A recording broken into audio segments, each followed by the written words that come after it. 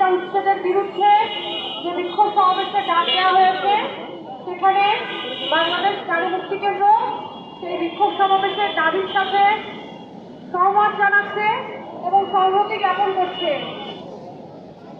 আমরা ঢাকায় দেখেছি নিরঞ্জিতা হরিজন কলোনি একই রকম ভাবে উচ্ছেদের ষড়যন্ত্র করেছিল বিগত আওয়ামী লীগ সরকার।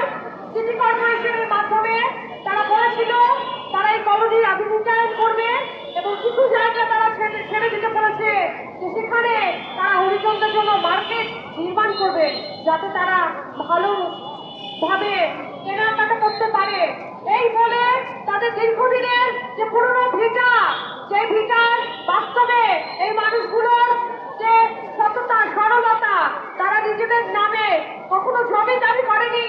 যেই জমিতে তারা বছরের পর বছর বাপ দাদার আমলেরও আগের থেকে বসবাস করেছে, তারা ভাবেনি যে কোনো সরকার এসে তাদেরকে এভাবে অবৈধ ঘোষণা করতে পারে।